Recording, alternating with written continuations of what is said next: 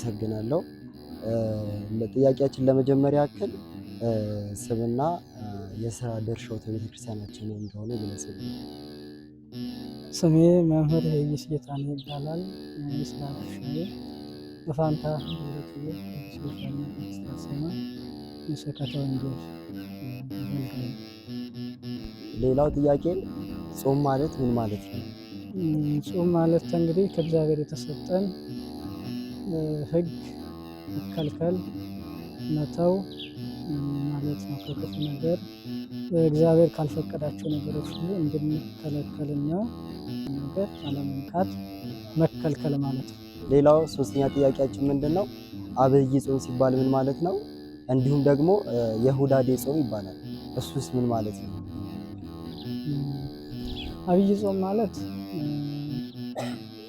አብይ ማለት የግዕዝ ቋንቋ ነው። ትልቅ ማለት ሌሎቹ አጽዋማትን የጾሙት ነቢያት የጾሙት ጾም አለ፣ ሐዋርያት የጾሙት ጾም አለ፣ እመቤታችን ጾም አለ። ሌሎች ከሰባቱ አጽዋማት አሉ። ከሰባቱ መካከል አንዱ ይሄ አብይ የተባለበት ፍጡር ሳይሆን ፈጣሪ የጾመው ስለሆነ ፈጣሪ የጾመው ከዛም ደግሞ በርዝመቱ በብዛቱም ትልቅ ስለሆነ አብይ ማለት ትልቅ ማለት ነው። በፍቺው ሲነገር አብይ ማለት የግዕዝ ቋንቋ ነው፣ ትልቅ ማለት ነው። ሌላው ሁዳዴ ማለት ሰፊ እርሻ አባቶቻችን በነበረው ወይም ባላባት ይባሉ የነበሩት የድሮ ባለርስት ይባሉ የነበሩት ሰፊ እርሻ የነበራቸው ሰዎች እነዛ እንትኖች ሰዎችን ወይም ሰራተኞችን በብዛት አስቀምጠው እጅግ ሰፊ ማሳ እንዲሰሩ ያደርጉ ነበር እና በዛ ሰፊ ማለት ነው። ማለት ሰፊ ማለት ነው። የለም ማለት ነው። ሌላው አራተኛው ጥያቄያችን የሚሆነው ስለ አብይ ጾም ሳምንታትና ስያሜዎቻቸው ምን እንደሆኑ ይገልጹ። አብይ ጾም ስያሜ መጀመሪያ ያሳለፍነው ዘወረደ ይባላል። ከሰማየ ሰማያት መውረዱን ከድንግል ማርያም መወለዱን ጌታ ኢየሱስ ክርስቶስ በዚህ ምድር ላይ ስጋ ለብሶ ሰው ሆኖ ሰው አክሎ ሰው መስሎ ስለመጣ ዘወረደ የተባለው ከሰማየ ሰማያት መውረዱን ነው። ቀጥሎ ያለው ሁለተኛው ሳምንት ቅድስት ነው የሚባለው። ቅድስት ይባላል። ቅድስት ማለት እንግዲህ ክብር ይግባውና ቅዱሱ እግዚአብሔር ቅዱስ የሆነውን ጾም የጀመረበት ስለሆነ አንደኛ ቅዱስ ተብሏል። ሌሎቹን ለመቀደስ ደግሞ የሱ የባህሪ ቅድስና ነው። ሌሎቹ ግን ቅዱሳን ብንላቸው የቀን ቅዱስ አለ፣ እንደገና ደግሞ የሰው ቅዱስ አለ፣ የቦታ ቅዱስ አለ። እነዚህ ሁሉ የሚቀደሱት በሱ ቅድስና ነው። ከሱ በተገኘ ነው ነቢያት ሐዋርያትን ቅዱስ እንላቸው። የባህሪ ቅድስና ሳይሆን እግዚአብሔር በስራ አግኝተው ያገኙት ቅድስና ነው። ስለዚህ ቅዱስ ማለት ራሳችንን የምንቀድስበት ራሳችንን የምናዘጋጅበት ቅዱስ እግዚአብሔርን እኔ ቅዱስ ነኝና እናንተም ቅዱሳን ሁኑ ብሎ በአንደኛ ጴጥሮስ ምዕራፍ 1:15 ላይ እንደተናገረው እንግዲህ ቅድስት ማለት የመጀመሪያው ቅዱስን ጾም የሚጀምርበት ቅዱስ ተብሎ ተሰይሟል ማለት ነው። ቀጥሎ ምኩራብ ይባላል።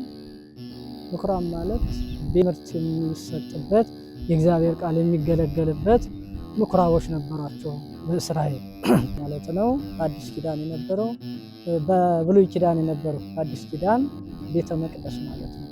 ምኩራብ ማለት ቤተ መቅደስ ማለት ነው።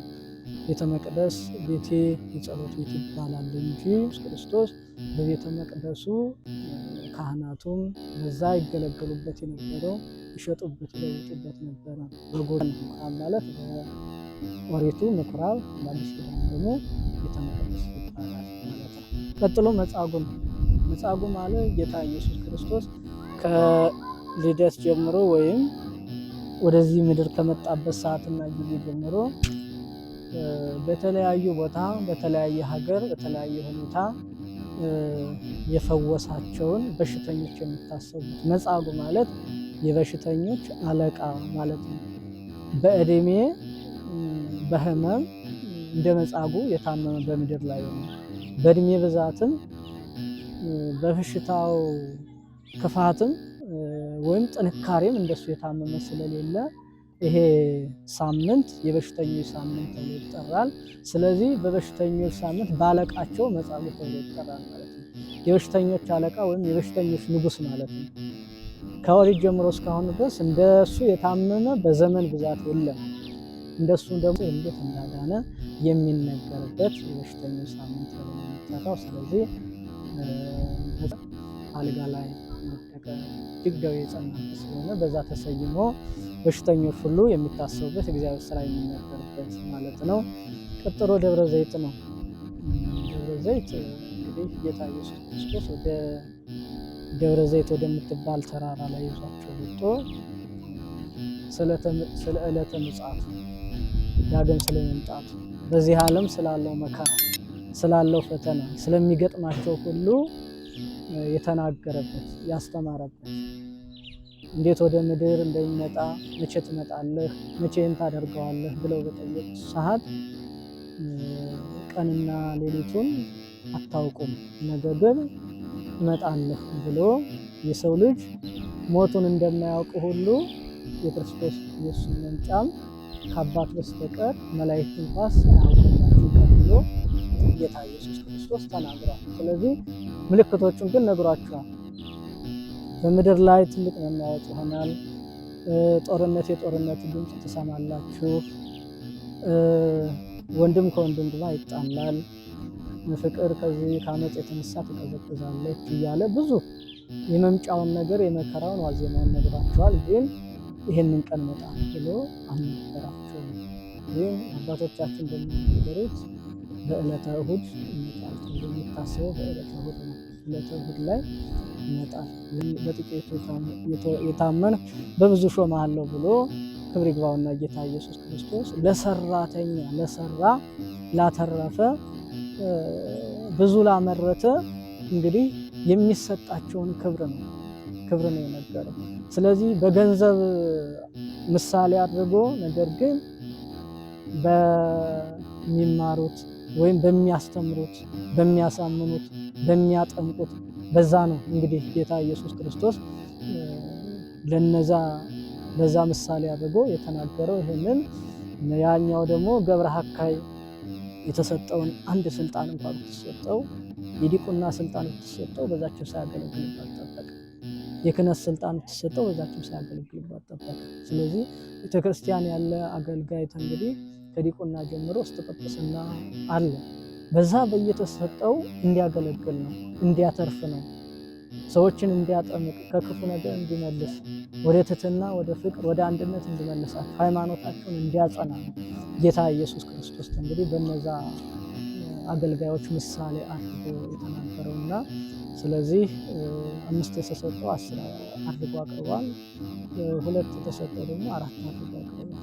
ይሄ 4 የተባሉት ሰዎችን አሳምነው ያጠመቁ፣ ሰዎችን አስተምረው ያሳመኑ፣ በእነዚህ ምሳሌነት ያላጠመቀ ደግሞ የተሰጠውን ስልጣን ዝም ብሎ ጨብጦ የያዘ ደግሞ እንግዲህ አንተ ክፉ ባሪያ በጥቂቱ ያልታመንህ ወደ ጥርስ ማፋጨትና ወይም ጨለማ ወዳለበት አስገብት ብሎ ያችን የተሰጠውን ነገር በምድር ቆፍሮ ምድር የተባለ የሰው ልብ ነው፣ የሰው አእምሮ ነው።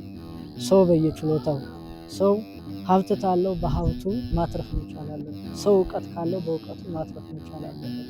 ሰው ትምህርት ካለው በትምህርቱ ማስተማር መቻል አለበት። ስልጣኑ ብቻ ትርጉም የለም።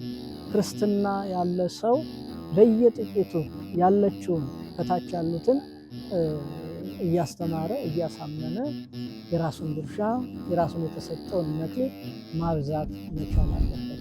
ስለዚህ ገብርኄር፣ ገብረ ሐካይ፣ ገብረመን ማለት ለሰራተኞቹ የተሰጠው በረከትና ላልሰራ ሰው ደግሞ ምን ይገጥመናል ተብሎ ለእኛ ምሳሌ ሊሆን የተነገረ ነው። ቀጥሎ ኒቆዲሞስ አይደለ ያለው ኒቆዲሞስ ነው። ቀጥሎ ኒቆዲሞስ ማለት የአይሁድ መምህር የነበረ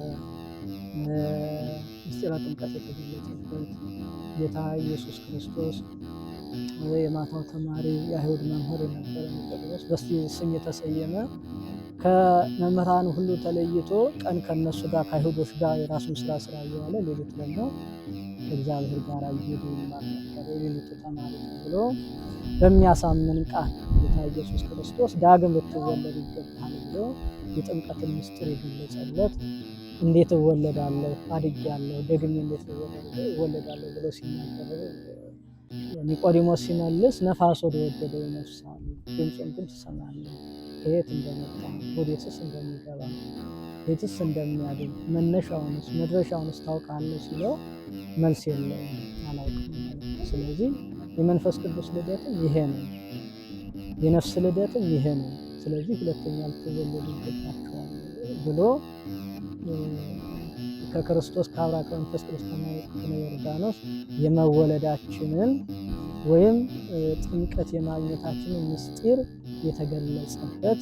ስለዚህ በኒቆዲሞስ ወይም በአይሁድ አለቃ ለሱ በአንድ ሰው ምክንያት ዓለሙን ሁሉ አገሩን ሁሉ ያስተማረበት እና በዛ በኒቆዲሞስ በጠየቀው ጥያቄ በተማረው ትምህርት በዛ ተሰይሞለታል ማለት ነው። ስለዚህ ኒቆዲሞስ ማለት ምስጢረ ጥምቀት የተገለጸበት ነው። ምስጢረ ጥምቀትን ለሰዎች ልጆች ያስተማረበት ነው። ከዛ ሆሳዕና ነው። ሆሳዕና ክብር ይግባውና ኢየሱስ ክርስቶስ ጾሙን ሲጨርስ በአህያ ውርንጫ ወደ ቤተ መቅደስ የገባበት ኦሪት ያለፈችበት አዲስ የተተካበትን ያበሰረ አዲስ ኪዳን እናት ኦሪት ናት። ኦሪት ጸንሳ ክርስቶስ በተወለደ ሰዓት እንግዲህ ወንጌልን ወልዳለች ወይም አዲስ ኪዳን ወልዳለች ማለት ነው። ስለዚህ ኦሪትና ወንጌል የተገለጸበት ቤተ መቅደሱ ራሱን ዝቅ አድርጎ በአህያ ውርንጫ ወደ ቤተ መቅደስ የገባበት ነው። ከዛ ቀጥሎ እንግዲህ ትንሣኤ ነው። ትንሣኤ ሰሙነ ሕማማትን ይዞ ትንሣኤ የምናከብርበት ማለት ነው። ስለዚህ 8ቱ ሳምንታት በዚህ ስያሜ ተሰጧቸው በሰው የተሰየሙ አሉት። እንግዲህ ለምሳሌ እንደዚህ የተሰየሙ አሉ፣ በራሱ የተሰየሙ እነዚህን እንደፈቀደ እና እንትን እንዳለ አባቶቻችን እንግዲህ መንፈስ ቅዱስ እንደገለጸላቸው ሰይመውታል ማለት ነው። አምስተኛ ጥያቄያችን ጌታችን መድኃኒታችን ኢየሱስ ክርስቶስ 40 ቀን በገዳመ ቆሮንጦስ እንደጾመ መጽሐፍ ቅዱስ ይነግረናል። እኛ ግን 55 ቀን እንጾማለን። ለምን ይሄ ይሆን? ጌታ 40 መዓልት 40 ሌሊት ጾመ ነው። ማቴዎስ 4:4 ላይ ይሄንን ነው የሚናገረው። ጌታ ኢየሱስ ክርስቶስም ይሄንን ሕግ አልጣሰም፣ አላፈረሰም። የመጀመሪያው ጾም ከሰኞ እስከ እሑድ ያለው ጾም 7 ቀን ጾመ ሕርቃል ይባላል። እንደገና የመዘጋጃ ጾም ይባላል፣ የማንጫ ጾም ይባላል። ብዙ ስያሜዎች አሉ። ጾመ ሕርቃል ይባላል። ዋናው ጾመ ሕርቃል የሚባል የእስራኤል ንጉሥ የጾመው ጾም ስለሆነ እስራኤላውያን የእስራኤል ንጉሥ ሕርቃል የሚባል እንግዲህ መስቀሉን እንዲያመጣላቸው በተማለዱትና በለመኑ ሰዓት ይህን ጾም እንዲጾሙትና እግዚአብሔርን በጾም ጠይቀው ሂዶት እንግዲህ ከተማረከበት ከተወሰደበት መስቀል ተመጣበት እንደገና እንግዲህ ያ ጾም የማንጫ ጾም እንዲሆን የመዘጋጃ ጾም እንዲሆን ወደ ታላቁ ጾም ለመግባት ራስን የምናዘጋጅበት ጾም እንዲሆን ከዚህ 7ቱ ከሰኞ ጀምሮ እስከ እሑድ ያለው ጾም 7ቷ ቀን ጾመ ሕርቃል ወይም የመዘጋጃ ወይም የመግቢያ ጾም ተብሎ ይጾማል ማለት ነው። ወደዛ ከሆሳዕና ጀምሮ ያለው ሕማማት ነው። ከእሑድ ጀምሮ እስከ እሑድ ድረስ ሕማማት ነው የሚባለው። ክርስቶስ በሆሳዕና የሚጨርሰው ጾም። ከዛ በኋላ ያለውን ሕማሙን የምናስብበት መከራውን የምናስብበት አይሁድ የመከሩበትን ከተመከረ በኋላ ምክር ያጸኑበትን የያዙበትን የተሰቀለበትን ያንን የእሱን መከራ ለማሰብ ያችን ሳምንቷን እንጂ ክርስቶስ የጾመው እንግዲህ ከቅድስት ጀምሮ እስከ ሆሳዕና ዘወረደና ትንሣኤ ሕማማቱ ከዚህ ጋር የእሱ ጾም ስለሆነ የጾመ ሕርቃልን የዚህ የማንጫ ጾም አድርገን ከዛ ደግሞ ያንን የመፈጸሚያ ጾም አድርገን ጾም እንጂ ክርስቶስ የጾመው ከቅድስት እስከ ሆሳዕና 40 ሌሊት ነው። መጽሐፉ የሚናገረው ይሄ ነው። ስለዚህ 15 ቀኗ ሕማማትንና ጾመ ሕርቃልን አስጠግተን በዛ ጾም የመስቀል ጾም ስለሆነ ይሄ ጾመ ሕቃል እሱ ጋር ተጠግቶ ራሳችንን የምናዘጋጅበት፣ ያኛው ደግሞ ሕማማቱን መከራውን ስቃዩን የምናስብበት ጾም ነው እንጂ ክርስቶስ የጾመው 40 መዓልት 40 ሌሊት ነው። ትክክል። ሌላው የመጨረሻ ጥያቄያችን የሚሆነው ጾም ለማን ይፈቀዳል ለማንስ ይከለከላል የሚለው ጥያቄ። ላመነ ሁሉ ክርስትና ለተቀበለ ሁሉ ጾም ይፈቀዳል፣ የማይፈቀድበት የለም። ጾም ከ7 ዓመት በላይ ያለ ሰው እንዲጾም ታውጇል። ነገር ግን ለማን አይፈቀድም ለማን ይፈቀዳል የሚለው ምናልባት በደዌ የተያዙ ሰዎች ካሉ፣ ወልደው ተኝተው ያሉ አራሶች ካሉ፣ 40 ቀን እስኪሞላቸው ድረስ በደዌ የተያዙ ሰዎች ካሉ፣ መጾም የማያስችላቸው ሰዎች ካሉ፣ ለበሽተኞች፣ ለወለዱ ለአራሶች እንዲበሉ ይፈቀድላቸዋል። ከዛ ውጭ ባለ ነገር ጾም ለየትኛውም ከትንሽ እስከ ትልቅ ድረስ ተፈቅዷል። ያልተፈቀደ ምንም ነገር የለም። ስለዚህ በክርስትና ውስጥ ያለ ሰው ማንኛውም ከትንሽ ጀምሮ እስከ ትልቅ ድረስ ለጾም የማይፈቅድ ምንም ነገር የለም። ጾም ለሁሉም፣ ለታናሹም፣ ለታላቁም፣ ለንጉሱም፣ ለወታደሩም የተፈቀደ ነው። ጾም የተከለከለበት ምንም ነገር የለም። ለበሽተኞችና ለአራሶች ግን ለማይችሉ አቅማቸው ለማይችል ለነሱ እንዲበሉ ይፈቀድላቸዋል። ጾማቸው ካለቀ በኋላ ሲጠነክሩ እንደገና በንስሐ ያንን የበሉትን ንስሐ ገብተው ያስተካክላሉ። ሌላው በመጨረሻ ጥያቄያችንን እንዲጨርሰናል በመርሃ ግብራችንን። መጨረሻ ላይ ግን ቀረ ወይም ማስተላለፍ የምትፈልጉት መልእክት ካለ ያስተላልፉ። መልካም ነው። የቀረ የምንለው ሀሳብ እንግዲህ ሁላችንም እናውቀዋለን። ጾም ለሰው ልጆች የተሰጠ መድኃኒት ነው። ጾም ለሰው ልጆች ሕይወት ነው። ጾም ለሰው ልጆች ታላቅ በረከት ነው። ጾም ከእግዚአብሔር ጋር የምንነጋገርበት ቋንቋ ነው። ጾም ወደ እግዚአብሔር የምንገባበት መንገድ ነው። ጾም መንግሥተ ሰማያትን የምናገኝበት ትልቅ መሰረታችን ነው። ክርስቲያን የሆነ ሰው ሁሉ ያለ ጾም እግዚአብሔርን ማግኘት እግዚአብሔርን ማነጋገር አይቻልም። ወደ እግዚአብሔር ለመቅረብ እግዚአብሔር ሰው ነው ለማለት የግድ መጾም ግዴታችን ነው። እግዚአብሔር ከአባቶቻችን ሕይወታችን ናቸው። የነሱ ሕይወት ለኛ ሕይወት፣ ለነሱ የተደረገላቸው ሁሉ ነገር በጾም ነው። ኤልያስ ያደረገው ጾም ነው። ሙሴ ሕገ ወንጌልን ሕገ ኦሪትን የተቀበለ የቃል ኪዳኑን ታቦት የተቀበለ ጾም ነው። ጌታ ኢየሱስ ክርስቶስ ሕገ ወንጌልን የሰራ ጾም ነው። ስለዚህ እነ ሕዝቅኤልም 40 ቀን 40 ሌሊት በግራ ጎናቸው በጾምና በጸሎት ቆይተው ከ600 ሙታን አስነስተዋል። እነ ዕዝራም 40 መዓልት 40 ሌሊት ጾመው ምስጢር ተገልጾላቸው አደላድለው መጽሐፍ ጽፈዋል። ስለዚህ ጾም ለሰው ልጆች ሁሉ ሕይወት መሰረት ነውና ጾም ለሁላችንም አስፈላጊ ነው። ሁላችንም ጾመን ጸልየን እግዚአብሔርን ለማግኘት በጾም በኩል ነው የምናገኘው፣ በመብል በኩል አይደለም። ጾሙ ያለንም እሱ ነው። ጾምን ያስተማረንም እሱ ነው። እንድጾም ያዘዘንም እሱ ነው። በጾም ነው እግዚአብሔርን ማነጋገር የሚቻለው እና ሁላችንም እንደ አባቶቻችን እንደቀደሙት ዛሬም እንዳሉት ይሆን እንግዲህ በጾምና በጸሎት ነው እግዚአብሔርን ማግኘት የሚቻለው እና ሁላችንም ብንጾም ብንጸልይ ከእህል ብቻ ሳይሆን ከክፉ ነገር ለዓይን አምሮት ለሆድ ፍላጎት ላሉ ነገሮች ሁሉ ተከልክለን ለእግዚአብሔር መገዛት እንድንችል ሁላችንም ከክፉ ነገርም ተከለከለ ሲባል ሁሉን ነገር ነው። እንጀራ መከልከል ብቻ አይደለም፣ ከምግብ ብቻ አይደለም፣ ከክፉ ነገር ሁሉ እንድንከለከል እግዚአብሔር ከማይመቹ ነገር ሁሉ እግዚአብሔር ከሚያስቀይሙ ነገሮች ሁሉ እንድንከለከል ወደ መልካም ነገር እንድንመጣ ነው የሚያሳስበንና ይሄንን ነገር እናደርግ መልካም ነው እላለሁ። እንግዲህ ጾመን ጸልየን ለብርሃነ ትንሣኤው እግዚአብሔር በሰላም እንዲያደርሰን ለእሱ መልካም ፈቃዱ ይሁንልን። እሺ አባታችን፣ ያው እኛም ጥሪያችንን ቃለ መጠይቃችን አክብረው እዚህ ድረስ ስለመጡልን አምላከ ቅዱስ ሩፋኤል ያክብርልን። እናመሰግናለን። ጠርታችሁ እዚህ ስላከበራችሁ እግዚአብሔር አምላክ ያክብርልን።